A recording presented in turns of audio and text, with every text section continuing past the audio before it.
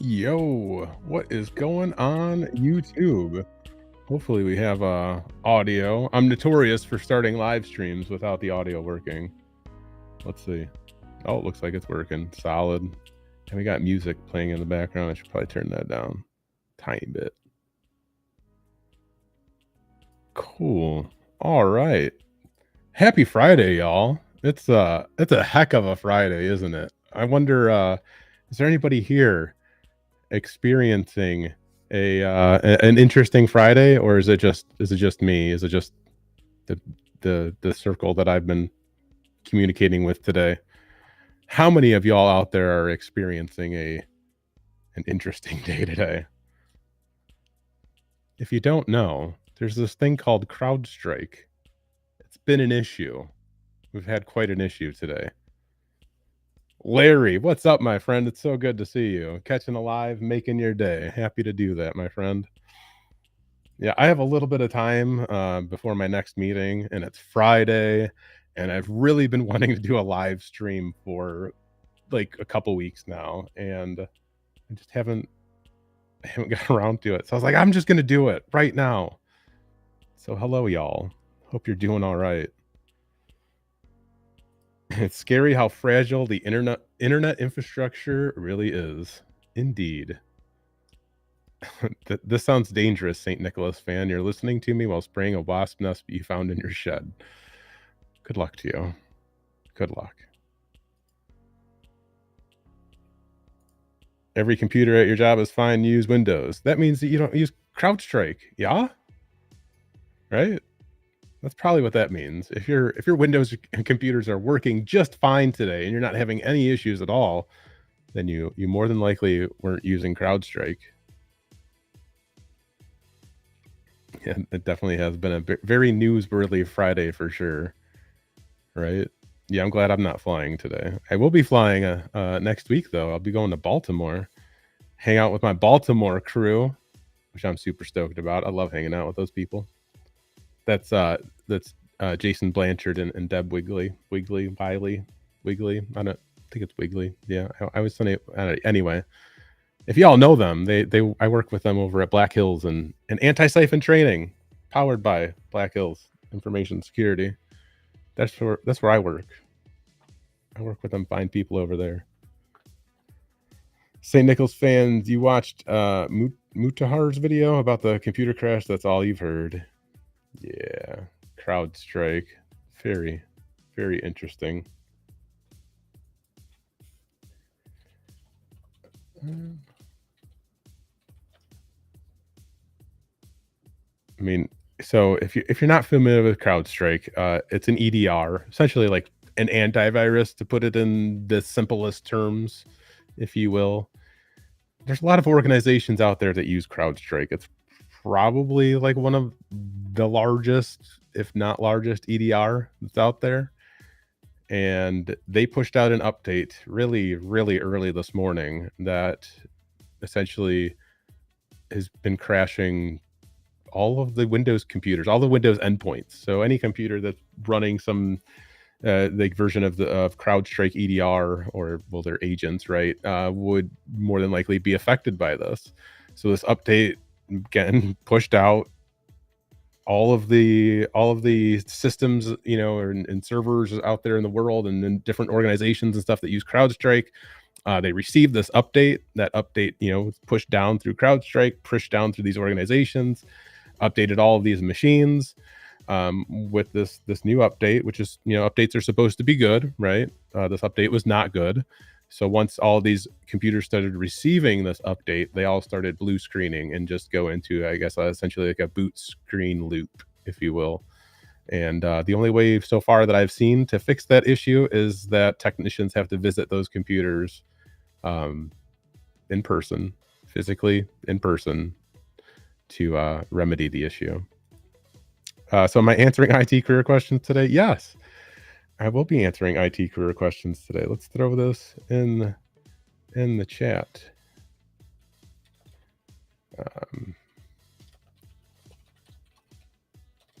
I'm putting a thing on the screen. If y'all give me a second. More questions in the chat.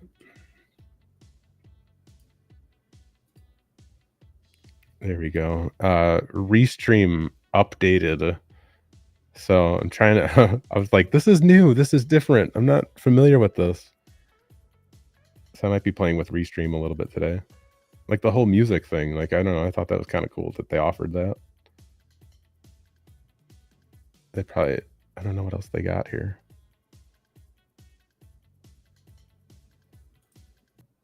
Some minimal house music. Oh, we can get our dance party on.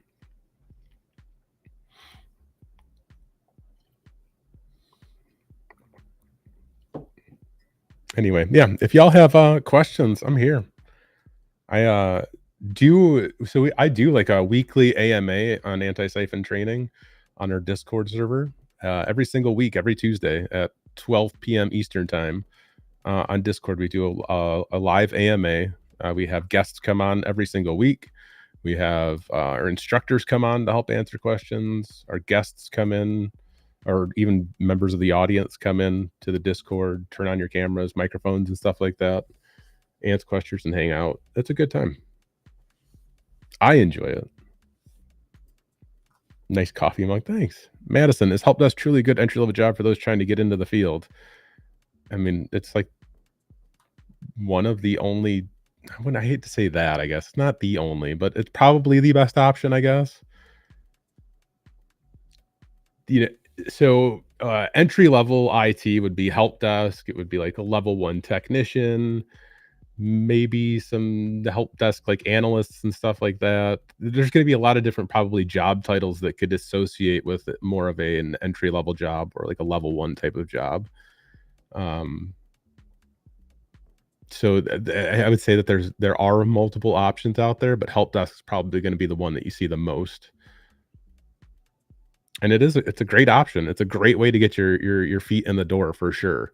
I think help desk is one of the, I personally feel, okay, my personal opinions, thoughts here, that help desk is definitely one of the best entry level positions because it will start to introduce you to a lot of the different technologies and things that are out there.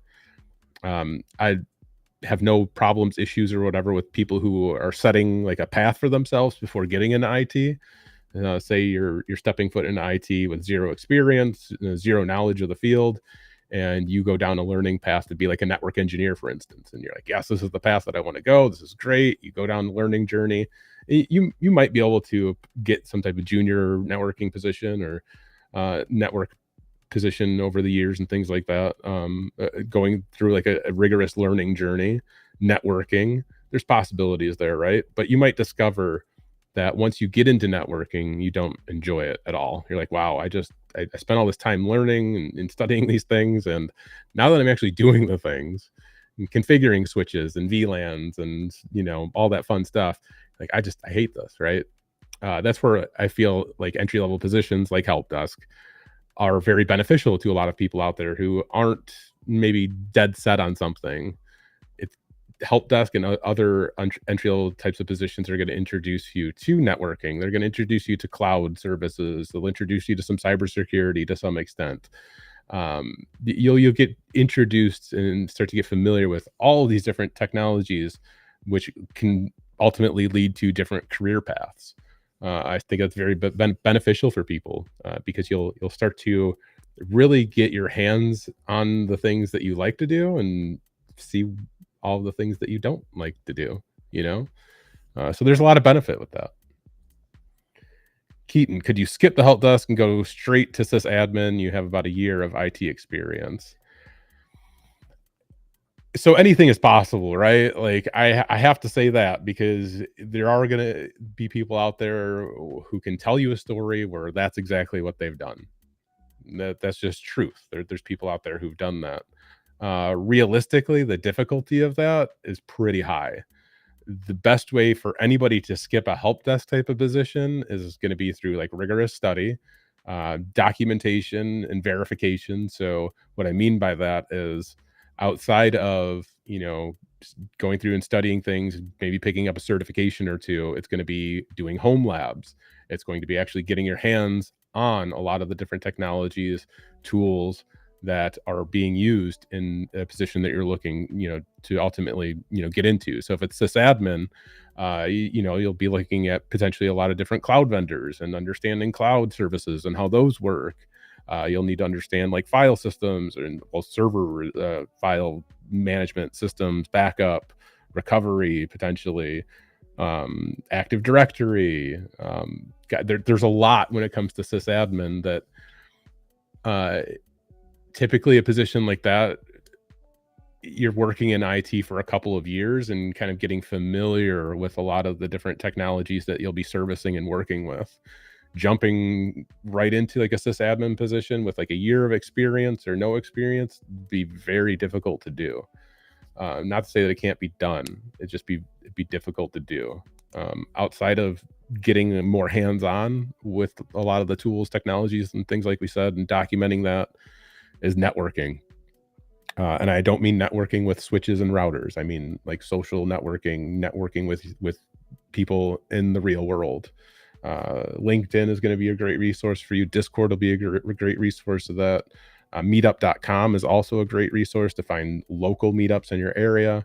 And of course, conferences and things like that would be very helpful as well. Those, I mean, honestly, to skip entry-level positions, networking is really going to be, your best friend there for sure.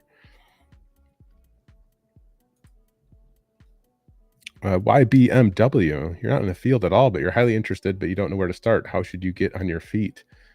Whew, man, I have, oh gosh, I could honestly spend a long time trying to answer this question for you. I've recorded tons of videos walking people through this. I guess first of all, you're interested in working in IT? Is there a specific area of IT that you're interested in? Have you gone through any studying at all? I have questions for you first, I'm sorry. But generally, starting out, I actually just shared this recently. I've been working on this Help Desk Academy thing for a very long time. This started probably, gosh, I don't know, like 2017, 18 or something. At some point with doing this YouTube channel, I think it was when I was doing it full time. I was trying to develop classes and things like that. I really wanted to develop something that would, that would show people what it is that they actually need to know to be effective in IT, especially like day one in IT. Like, what are the things that you should know, be familiar with, to really be effective on day number one? And I started putting together like all this material over the years. It's kind of accumulated over there on the Help Desk Academy. The link that I shared, it's essentially just like a Notion workbook. But this kind of walks people through, in my opinion, and it's not completely finished yet. I still need to do work on it. I would love help from people out there if you're interested in helping with a project like this. But it's really kind of laying out like, here's what you should probably know, be familiar with, to be effective in your role in IT. So let me see if I can share my screen here. I can. How does that look? Oh goodness, let's see. Let's do it this way. Yeah, do it like that. Cool. So here talks about getting started, introduction, resources and checklist, help and support. The very first thing that everybody should start with when they're starting to learn IT is learning how to take notes. So we go and talk a little bit about, best ways that you can start taking notes, different ways, best practices, applications, things like that. I don't know if y'all can see my desk right here. I love taking notes, writing them on paper, and if it's very important, like I'll take whatever I've written down and transfer it onto the computer. But like writing things down like in the moment always works really well for me, and we talk about that in here too. But once you start doing, once you learn about note keeping, right? Because when you're going through a learning process, I really want everybody to take detailed notes as they're learning. We talk about what is IT. talk about some of the different roles, responsibilities within IT. Talk about like the different IT departments, what those look like, just in generalized. Like here's different IT departments from different organizations and things, and this is what these teams consist of. Here's what some of these people do on these teams. So it's really kind of there to help you get familiar with some of the different roles within IT. So if you're stepping foot into an IT environment and you see some of these different roles and positions in the department, you'll understand what they do and you'll have some familiarity with that. Talk about policies and procedures because I think this is really, really important when it comes to people who are transferring into IT or looking to get into IT, especially if you're a career changer. You might already be familiar with a lot of standard policies and procedures that exist out there, right? From fast food restaurants and retail stores, etc. Right? Like there's all these different types of policies, procedures, and rules and things that you have to follow um, from within those specific industries, like fast food, right? But what if I were to tell you that technology, information technology, has specific policies and procedures that you have to follow? These are just things that I think are important for people to be familiar with and to kind of understand as they're getting into some type of IT role. It's important to ask a lot of questions when you're getting into IT, and in this we highlight that a lot. Like you need to ask your peers questions. You need to ask your managers questions because there's these acceptable use policies and information security guidelines and backup and recovery procedures and steps that you have to follow. I know like when I first started working out in IT, but what my first real IT job, because I actually did consulting before I worked my first kind of real IT job. But when I did consulting, I would often just if there's a computer had a virus or something like that, I would just, reinstall Windows or something, wipe it clean, whatever. That was just the process. I'd have like a Windows 7 at the time, like thumb drive, and I would just reinstall Windows. When you go into a corporate environment or a business environment, they might have different policies and procedures put into place for how you handle something like that. So if a computer had a virus or something, for instance, if you had a security team, you might have to reference the security team or something first and work with them before you're able to take your next steps.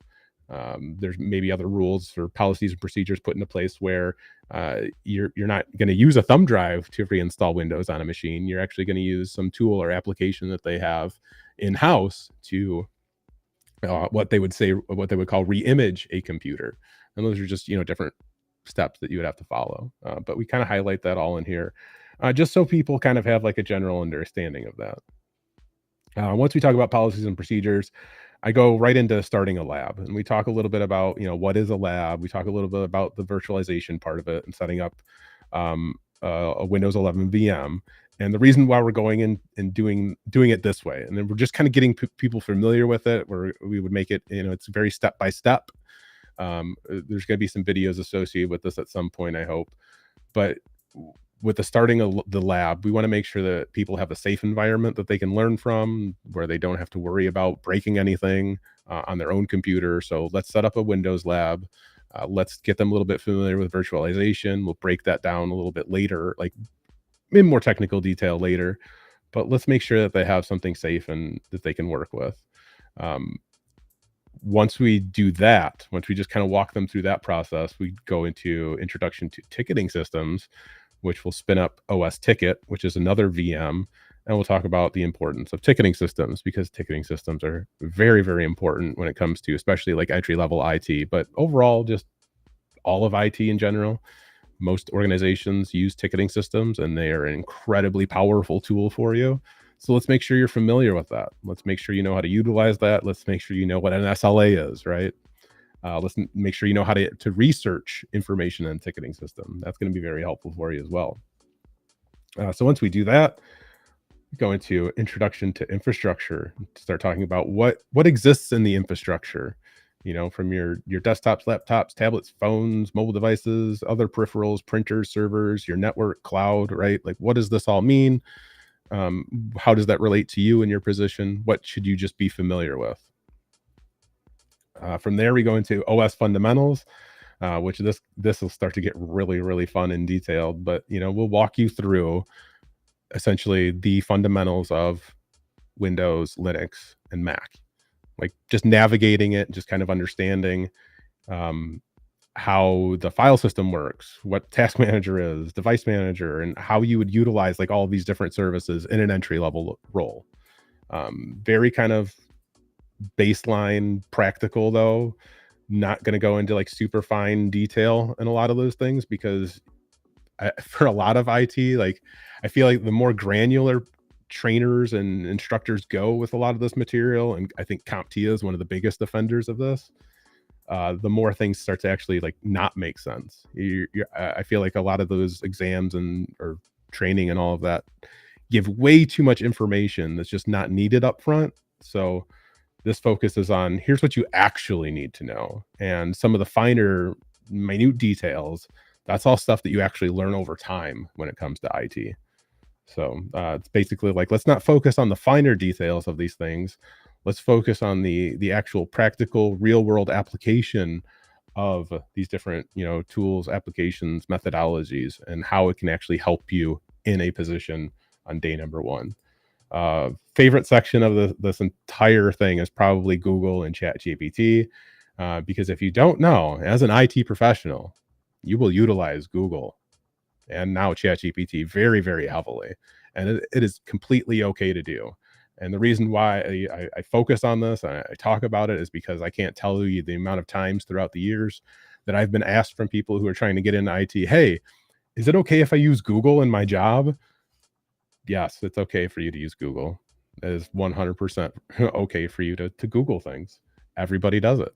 And we need to do that to make us better. It helps us learn things. So in this, we actually talk about like ways that you can actually really fine tune your Google searches to find the information that you're looking for. And we actually relate this to specifics of troubleshooting and things like that.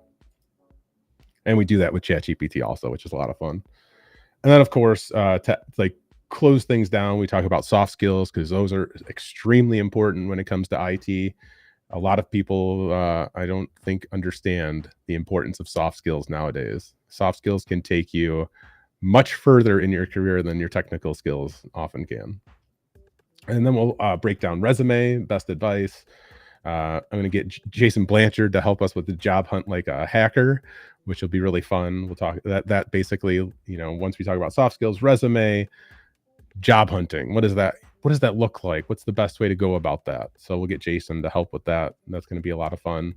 Of course, we'll do interview stuff as well. Those always like I love talking about interview stuff, answering questions, the STAR method, best way to answer questions, especially when you don't know the answer to something, things like that. And then we close it off with like a capstone project where we're actually going to get you to. Well, I can go through it kind of a little bit. There's not a lot there. Again, still work in progress. But basically, we'll install Windows Server. We'll set up Active Directory. We'll teach you about different users and groups, changing passwords and things like that. So basically, as it says here, welcome to the official No BS guide to IT, the vendor agnostic path to a realistic future. That's really what this is here for. Practical, real world fundamentals. I've been, again, working on this for a long time. It's something that I've been wanting to release, gosh, for all the different training providers that I've worked with over the years. I've wanted to release something like this, and we never had the opportunity to do it. That's something that I tried to release many years ago, and just the amount of work that would go into recording all of these videos, editing all of these videos is just something I don't have the time for right now. I have too many kids and a job. And yeah. Anyway. I spent a lot of time talking about that. Sorry.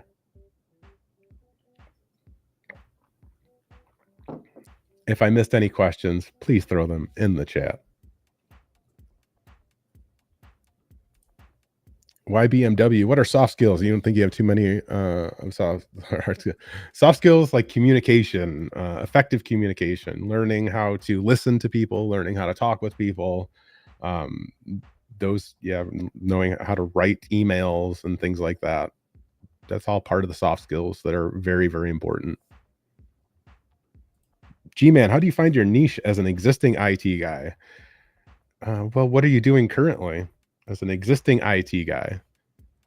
And I think to also answer that question, to future proof this question for you, honestly, is that there's a lot of IT professionals out there that end up finding multiple niches throughout the years.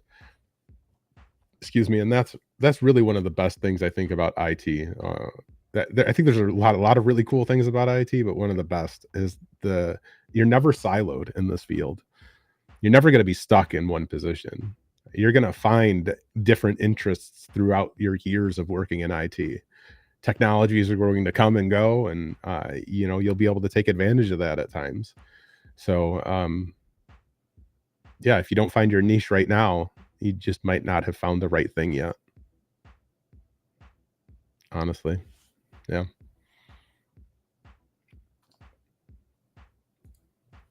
Moha, hey, you want to get your first help desk IT support job, and you've done programming boot camp, but you didn't like it, and like to start in cyber. Well, you want to get your first help desk IT support job, but you went to a programming boot camp, which doesn't relate to help desk or IT support at all.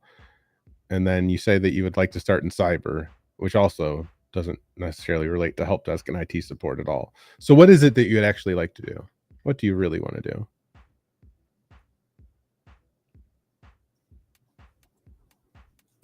You okay? Here, you gave me more information. You heard IT support is a good entry. Yes, entry level IT is an amazing entry level.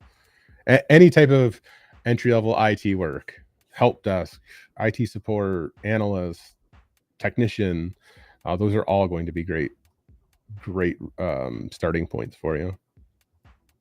The Grand Nagus. First of all, got to tell you how much I absolutely love your name. I love it. This makes me so happy to see. Go Star Trek. Heck yeah. Hey, bro, what do you think the future of help desk looks like? I'll show you. Bear with me.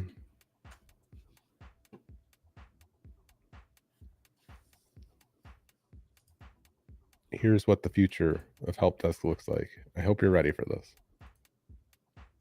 It's this. This right here. It's Chat GPT. This is the future of help desk, according to everybody. No. Okay, so for real. Yeah, it's a great question. It's something that I've thought about a lot. It's something that I've especially thought about a lot more recently with just gosh, there's the booming field of AI and LLMs. And then even more specifically thought about it with like the Help Desk Academy. I more so look at like that Help Desk Academy thing as a way for somebody to uh, have the skills, uh, have the skills, the knowledge, experience that would take you past the help desk position. Because I don't know that the help desk position is going to stay the same. Like, it's definitely going to change. Like that's probably like the best answer that I can give for you. How is it going to change? I can only speculate, right? And I think that's all that we can do at this point, really. Is help desk going to be as needed? Probably not. I think that there's going to be a lot of really great AI tools that I think will displace a lot of help desk positions, provided like those organizations they give education on how to use like yeah see this is where me like thinking about it and speculating because it's like you know gosh you might have to train users in some way to prompt the GPTs properly, potentially, depending on how they build them out. I don't know. See that I don't know. I'll start thinking about all these like different things related to this. The future of help desk is going to change. That's the best answer that I can give you without just spending the next like 8 hours speculating on all the different possibilities. I still think that I still think that there will be help desk positions, though. I don't think that help desk is going to be completely eliminated by any means, because you're still gonna need level 1 support no matter what. So that's what I kind of l w overall, right, grand whatever view of this all, we're still gonna have some type of level 1 positions because you're still gonna need somebody who can get hands-on with users and computers and devices and things like that, and also, like, end users, and I don't mean this disparagingly, I don't mean it, like, to offend anybody or to offend end users, it's just kind of like a you'll understand what I mean here. Gen End users are generally just kind of stupid when it comes to computers, and again, I don't mean that they literally are stupid, it's just, like, some people are just not technology savvy, and those people who are not technology savvy often tend to be like the people who just produce the weirdest issues that you've ever seen and weirdest problems that you've ever seen. And sometimes it could just be due to them like explaining things and all that. So, yeah, is AI going to be able to work with everybody? Probably not, you know? Like I just feel like yeah, no. You're still gonna need a person, man, honestly. Anyway, I could go on and on about that. Also, the IT job market has been rough. When will the market rebound? So, IT over the last 24 years, that's about the amount of time that I've been involved in IT in one way or another, has always had ebbs and flows, ups and downs. So, if you go back 24 years, even right, that was like around the time the dot com boom bust blah blah blah happened. Uh, Everybody was like, "No, you don't want to work in IT. Don't do that. You know, it's oversaturated. Blah blah blah blah blah." That wasn't the case. Um, I This is IT, man. It's ebbs and flows. You often hear about the largest organizations doing layoffs. I mean, they're huge organizations. You'll hear about that because of the reach that they have, and potentially how that could affect the rest of the industry. But like that happens all the time. Like give it like 2 more years, and we're gonna be like, "Oh, like, we're oversaturated in IT again." Or whatever, and give it another couple years, and it's gonna be like, "Oh, we need, like, 8,000,000 people in cybersecurity positions," or whatever, you know? Um, it ebbs and flows. I don't think it's anything to worry about, and the reason why I say that is because technology isn't going anywhere, and we're always going to need people to help support technology in one way or another because we're only evolving with it. We're utilizing it more and more every single day. We're going to need people who understand how all of this different technology works, and we're going to need people to help support a lot of this technology. AI and the LLMs will only get us so far.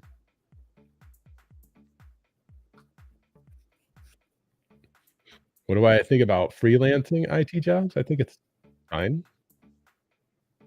G-Man, hey dude, you've worked at sysadmin for a number of years, but you don't know where you want to go long term. Any help finding this? Well, you've worked as a sysadmin for a number of years. Is there any specific technology that you've run across that piques your interest? You know,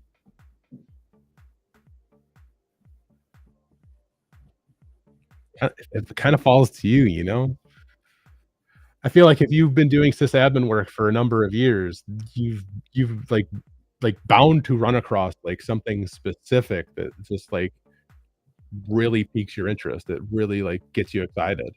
And if you haven't found that, then I would start researching.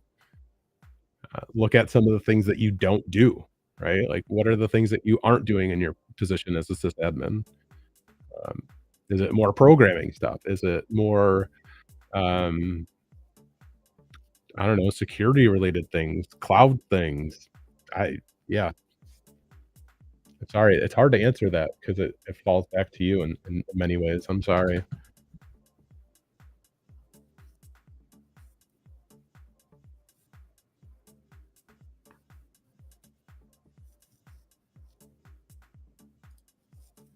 AI is great, but what about malicious AI that has to be in the works by crooks already, right? Of course.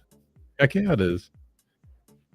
Just wait until, the princes of Persia or whatever, like, start utilizing ChatGPT to write all their emails that you've inherited, millions of dollars, right?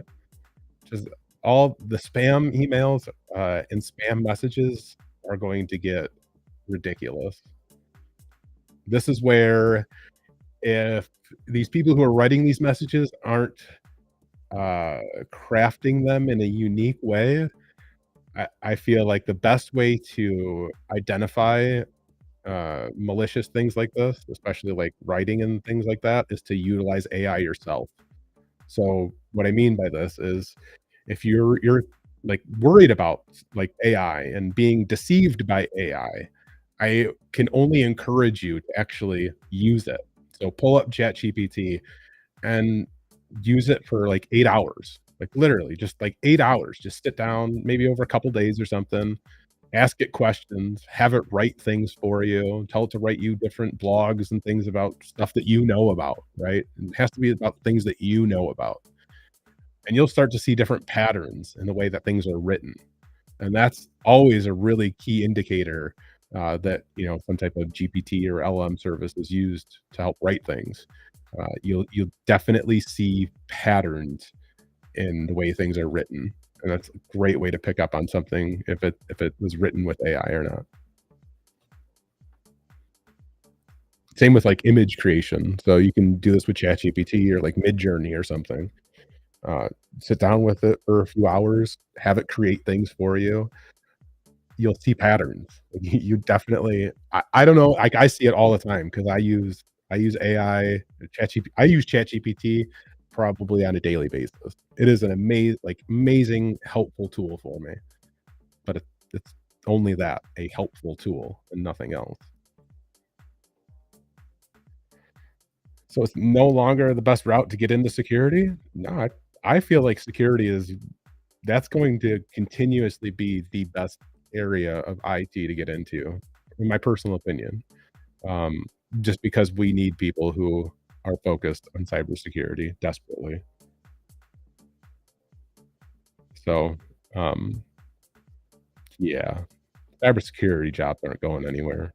They're gonna ebb and flow and shift and whatnot, but we need more cyber nerds. We need more Rekkas is what we really need. Brandon B, what's up, my friend? It's good to see you. You spent the last 3 hours configuring ACLs on a dang Dell switch.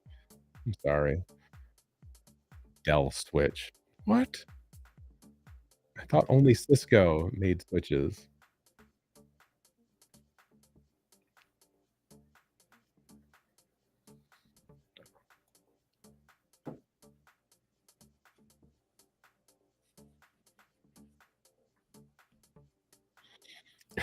Yes, I am old.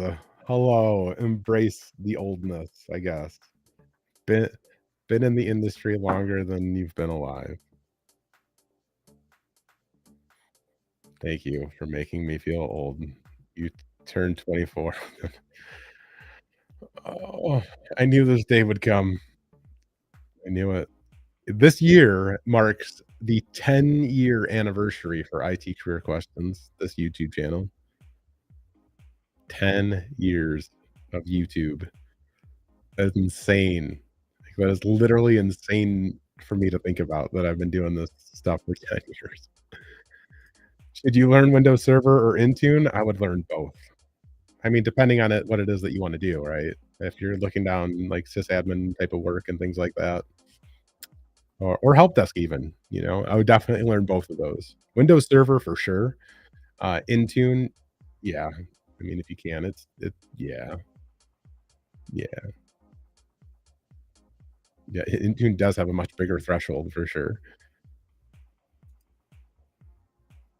Yeah, what Logan said, you'll touch Windows servers a lot more for sure.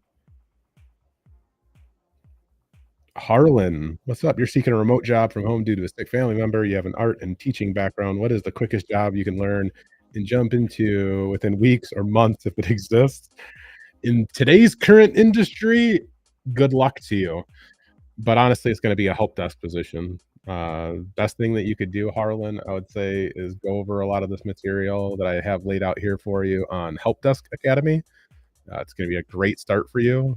But yeah, like CompTIA A plus is going to be one of the only certifications that's gonna really help you and help you stand out, I guess, from a certification standpoint.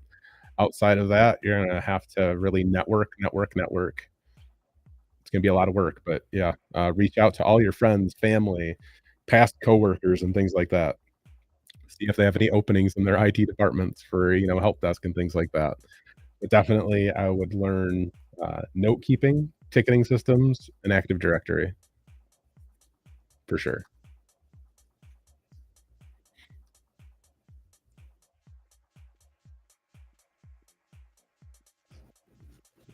In my opinion, does 5 to 10 MS certs overweigh a bachelor's through 3 different cybersecurity in terms of job applications for a SecOps team? So Microsoft certifications overweigh a bachelor's? So, this is actually a great question because, there's this thing where people over certify themselves without any experience, and that can be looked at very negatively. So I caution people about getting too many certifications. Not always going to be a great thing for you. A bachelor's degree is always going to be a benefit for you. Is it always going to be needed? No, but having a degree will always bring benefit to you. Um, yeah, and SecOps too, like, I don't know if Microsoft's, like, certs are gonna be the best route for that either. But if you had no experience and you had 5 certifications, that would be like the yellow light would be going on for me, like caution, right? And that would be the same for many interview, managers out there or hiring managers out there. Uh, Having more than 5 certifications without any IT experience would start throwing, like, the red flag a little bit more, you know? Certifications don't here's the thing about certifications, right? They don't always mean that you're qualified for the position. They can definitely help validate that you have skills and knowledge, um, but they don't actually prove that you're capable of doing any position at all, quite honestly. Besides, I think probably like TCM Securities PMPT. That one, because 'cause you're actually, like, getting hands-on with that certification, and that's not like all the other typical certifications out there that are multiple choice that people can just game and whatnot. So, I don't know. I hope that's helpful. Brandon, why do you do this to me, my friend? Am I going to come to your ChannelCon this year? Gosh, no. They would probably throw me out if they saw me come there. I'm like, "This guy? No. Get out." Dan Mack, "You love my journey, brother. Hopefully no bad blood with you and TCM." No, not at all. I just talked about TCM, in fact. See? There's no bad blood. I love what they're doing over there. No bad blood from me at all. Oh, I missed the super chat. That's Don. Thanks, it's Don. Thank you for the super chat. You have your Security Plus, you're working on AWS cert. Any advice on labs and getting remote work or if the AWS makes sense and you should pursue something else? What are you trying to do? It's Don. Like, what type of position are you trying to get into? And which AWS cert would also be my next question. But what kind of remote work do you wanna do? Networking is the key to a lot of different departments, for real, for real, for real.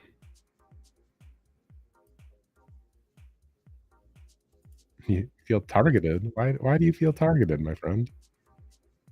The CISSP can't game the CISSP. Okay, sure, you can't game the CISSP, but it is by no means one of those certifications that I would tell anybody who has no experience to go after, right? Like, see, like, I don't know if there's any other certification that causes, like, as much drama in, like, cybersecurity as the CISSP. It's stupid. Not that the certification is stupid. It's fine. It's just not for everybody, and it should never be a requirement for entry level cybersecurity jobs, and you see it. It's stupid, dumb. Logan, you've done a single bachelor's eligible certificate in cybersec, but honestly didn't learn anything. You've already got nearly 5 years experience in sec DevOps. Um, Mostly going for MS certs because you specialize in them and going for a SME position soon. Oh, okay. So you're making kind of a transition, if you will? I mean, you have 5 years of experience. I'm not sure stacking certifications is going to be very helpful for you. You know what I mean? Cloud practitioner, you're completely new. Cloud security, but you're open to different positions. I don't know what it's like. You don't know what you'll like. It's possible to get remote work, any work from anywhere around the world. Yeah, it's possible to get remote work from anywhere around the world. If you are outside of the United States, it's going to be more difficult for me to answer that question because I don't know how things outside of the US work. And it's going to be difficult for you if you're applying for positions that are in the United States and you're outside the United States. You need like, visas and all that stuff. Like can get complicated for sure. But okay, you're going for the AWS Cloud Practitioner cert, which I think is great. I don't think that you're going to get a cloud security position right off the bat. That's that's a lot. That's definitely asking a lot. If you're leaning more towards the security, like security approach, something like SOC analyst might be a great starting point for you. Uh, I'd say like SOC positions are most comparable to like in some ways like entry level IT work, like help desk and all of that. They fall along that same line of like entry level within that field. But otherwise, yeah, without having like a huge wealth of knowledge and like a large network to utilize, or without having like hands-on experience that you can actually verify and show through like blogs, like on Medium or creating your own blog or writing blogs on LinkedIn, like it's very very hard to um, jump past the entry level barriers of IT. So you might need to lean more towards some entry level IT work unless you start building out a really vast network of people who can help you. My audio sounds weird now. I don't think I did anything. Does the audio sound weird for anybody else? It could be like whatever music is playing in the background too. I'll switch it up.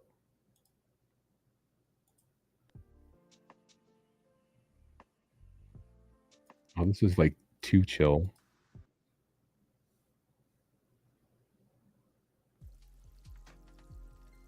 Oh, that's too chill too. I'll go back to indie rock. Let's see what they got for us.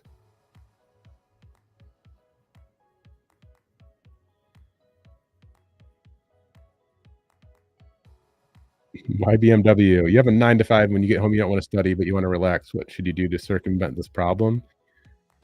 Yeah, I just want to tell you to get motivated, and I don't know how to tell you to get motivated because that falls within you. It took me a lot just to get on this live stream today. I'm not even gonna lie with you guys. It's like I had everything ready to go for at least like 40 minutes, and it took 40 minutes just for me to hit the button to go live because it's it's hard to do. You know, how did I circumvent that problem? I just said, "F it, YOLO." I'm gonna force myself to do it because if I don't, I'm not gonna do it. That's kind of like the problem that I run into because I also work a 9 to 5, and like this YouTube channel is essentially like, I mean, I'm like it's flexible, right? Because I'm here right now and it's only 2:30. But I do work a full 8 to 10 hours like every single day, and when I'm done for the day, I work from home. Like I don't always want to sit back on a computer again and do more work stuff, you know? So it's hard, and for me, like, I just have to force myself to do it. Like, this is something that I'm genuinely interested in doing, you know? Like, I am genuinely interested in doing live streams and connecting with you all and helping you answer questions just like what you're asking, YB. Um, but, like, yeah, sometimes it's very difficult for me to, like, wanna hit that button to go live. So I can imagine sometimes it's difficult for you to, like, wanna, start up a study session when you're exhausted from work for the day. But sometimes you just, like, you have to do it. You have to force yourself to do it. I don't have a better answer than that, if it's something that you're genuinely interested in doing, like, you'll find ways to do it. You'll find ways to, like, kinda figure it out, and, if whatever you're studying isn't fun and exciting, find different study material. Like, if you're studying for, let's say, like, entry level IT work, right? So let's say you're studying for, like, CompTIA A+. I'm just gonna give this as an example because I think it's a really, really good example. CompTIA A+, you can study for that certification for free using Professor Messer's, material. Let's see if we can do this. Let's share a whole window. It's this one. This one? Yeah. So you can watch, Professor Messer on YouTube for free. Free dollars, right? But I'm gonna be completely honest with you, his content is very dry. It's very slow. So if you're gonna watch Professor Messer material, I encourage everybody to 2 times speed it. Like, speed this thing up. It'll be helpful for you. But, you might find that Professor Messer's just, like, not for you, not your homeboy, right? Like, it just doesn't work. IT Pro. I'm gonna say IT Pro TV because I don't care. IT Pro TV by this company called ACI Learning now, they offer, CompTIA A+ training, and they, like, pride themselves on edutainment. Like, that's their thing. Like, it's pretty entertaining. Like, you're probably gonna have a good time going through their material and studying for the A+ there, whereas Professor Messer might be a little bit dry. It just depends on your personal preference and what you enjoy more. And of course, there's other training material out there for A+. There's gosh, I can't think of the Jason Dion probably is who I'm thinking of. There's another I don't know. There's so much material out there that, can help you out, so you're not just stuck with, like, one thing.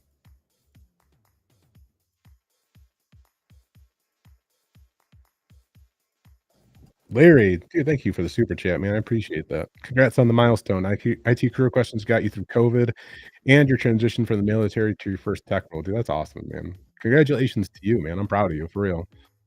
Salute. You just turned 44 from one old head to another. Thank you. Man, you're welcome. Thank you for that, dude. I appreciate that, for real.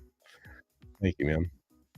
Every time I see your name, I get excited. So, like, when I see Larry show up on, like, Simply Cyber and stuff, I get so excited because I remember you from back in 2020, man. Or yeah, 2020, 21 probably.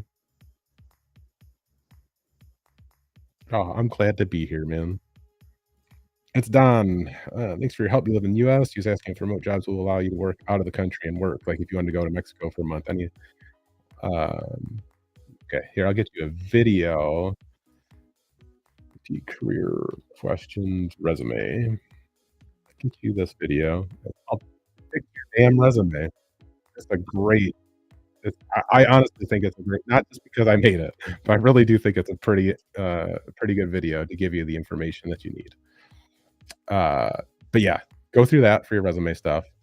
And then, yeah, most jobs, I would say not maybe not most jobs, but there are a lot of jobs that are gonna be flexible with remote work, and they won't care where you're at as long as work is getting done. It's going to, depend on that position, specifically, though, and what that company allows, but it very well could be a possibility that you could do that. Giordano's or Lou Melon. No, I never say that one right. Either, honestly, like, I like pizza. Like, I really, really do.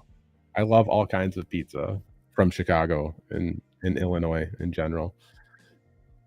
But yeah, as long as it has a bunch of stuff on it, like, I love my pizza just crammed with, like, everything. Give me all of the things.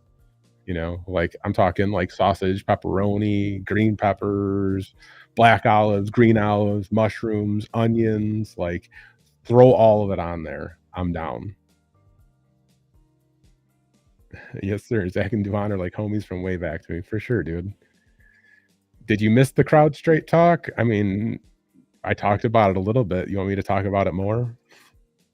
I think we all know what's going on today. The internet is broken today. Logan, your dilemma is mostly for the paper validation more than anything because you ever had to leave where you are. You want to make sure you got stuff to back you up other than experience. So when it comes to IT, the most important thing to your career and accelerating your career is and always will be experience, because at some point in your career a certification and degree will mean absolutely nothing. Like it won't mean a darn thing to you or other people. So yeah, experience will always be king. Now, if you're trying to transition, yeah, there's like one or two certifications that could probably like help you in that matter. But you don't have to go overboard by any means. And I have a couple minutes, probably about 5 minutes left, because I have an instructor interview today in a half an hour, and I have some things to do to prepare for that beforehand. So, yeah. How about 5 more minutes? So if y'all have questions, go ahead and throw them in the chat. Happy to help y'all out if I can. I do these every single Tuesday on our Anti-Siphon Discord server, and I'm thinking about tying in this YouTube channel to make it even larger, so you can get more people help that they need.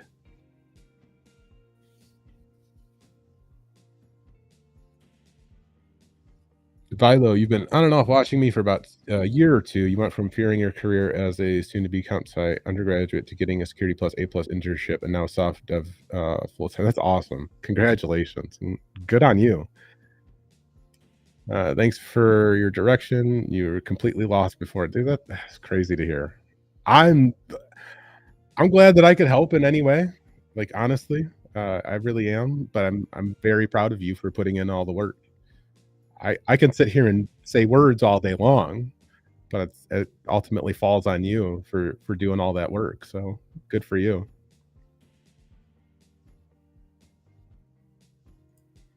You see, but in HR, cybersec team rep, paper-wise experience isn't the best, right? Like CVs isn't packed up. Well, yeah, you're not going to like fill up your resume with like all of your different positions. When it comes to your resume, you're going to fill that thing up with the positions that align to the position that you're applying for.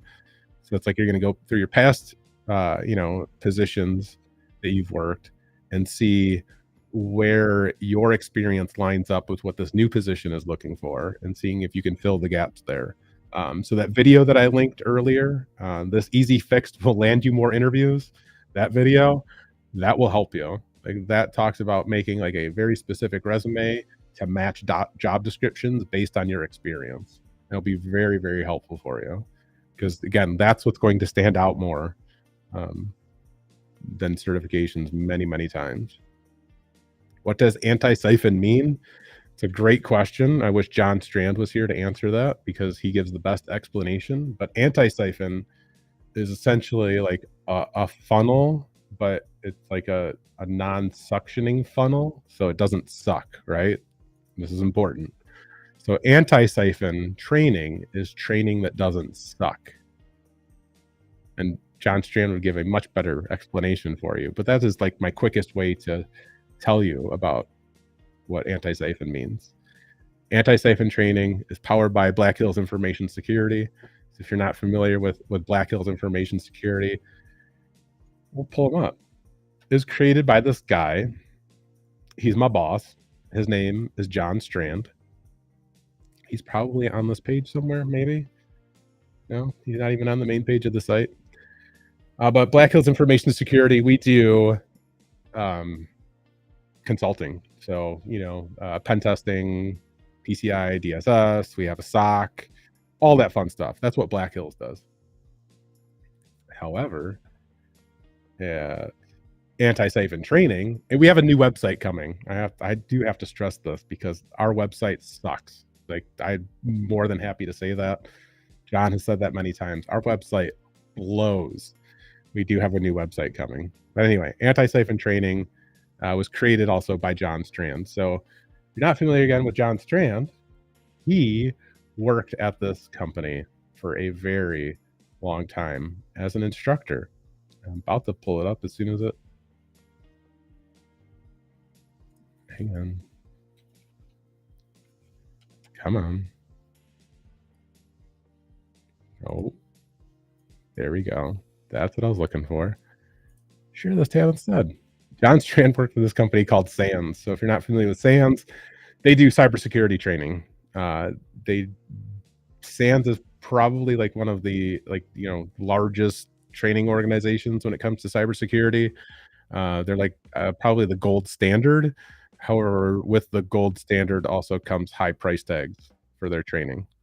So, it's fine. It's great training. It's recognized all over the world. It's really great, but it's very expensive. And John Strand was like, no, like I don't like that. It's getting way too expensive.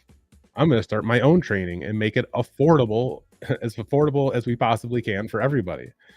So John actually does a lot of pay what you can training, which is essentially free. Like this is one that he just did. This oh wait, I clicked on the wrong one. It's this one. Active Defense and Cyber Reception. This is a pay what you can class. So meaning you can pay $0 or you could pay whatever amount that you would like to attend this class. It's live, it's free, 16 hours, it's over 4 days. This is more of a foundational security class in John's terms, and he has like 3 different pay what you can classes. So anyway, yeah, John Strand comes from the SANS organization there, and now at Anti-Siphon Training, we offer very high level, very high quality cybersecurity training at an affordable and accessible pricing, from free to, I think the most expensive class is like $575. So anyway, that's my spiel.